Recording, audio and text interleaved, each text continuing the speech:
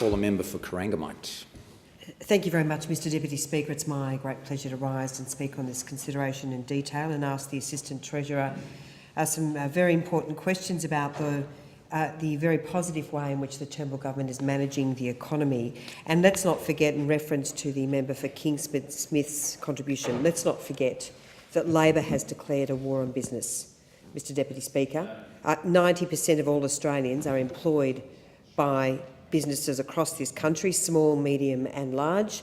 Half of all Australians are employed by large companies and that's why we are adamant that a company tax cut down to 25% is deserving of all Australian companies, and we are seeing from Labor the most reckless plan to destroy the Australian economy that we perhaps have ever seen in the country's history. And, Mr Deputy Speaker, perhaps the biggest and best example of that is Labor's attack on retirees.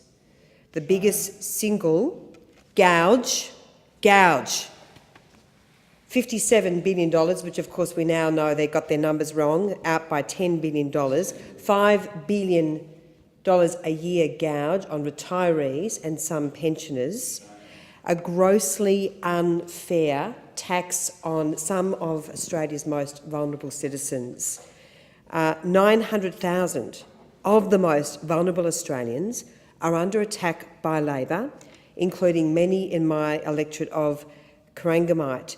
These people are not high-income earners. They are, in many cases, grandparents, self-funded retirees, simply wanting to have certainty and control over their savings. And we're very proud of the way, in contrast, Mr Deputy Speaker, the way in which we have worked hard as a government to protect self-funded retirees and their life savings.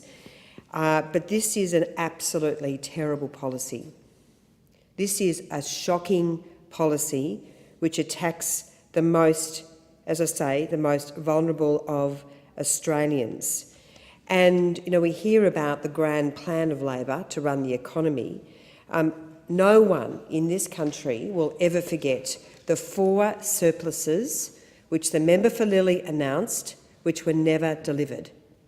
Labor, the Rudd-Gillard-Rudd years were the worst example of a Labor government managing the economy in recent history. 4 surpluses, Mr Deputy Speaker, which were never delivered. But how is Labor going to pay for this? More than $200 billion, not just attacking retirees, attacking small businesses, attacking homeowners. There is now concern and some very reliable reports which indicate that because of Labor's plan to attack negative gearing and abolish negative gearing, house prices in regional Australia, including in my electorate, will go down by 9%. We're already seeing some adjustment in Melbourne and Sydney, but to now be having a plan to smash house prices. So it's house prices, it's investment, it's small business, medium businesses, it's the war on business, and of course it's our retirees. So, as I say, Mr Deputy Speaker, this Labor opposition is the most dangerous Labor opposition that we have ever seen, and it is summed up well and truly by Bill Shorten, the Leader of the Opposition's plan to declare a war on business. And if we have a look at the implications for raising these taxes on hard-working Australians, if we have a look at the impact that this is going to have, we've already seen how retirees all across Australia are screaming out and saying, this is our hard-earned savings. This is our plan for the future. This is how we have determined to make sure that we have a secure life for the rest of our retirement.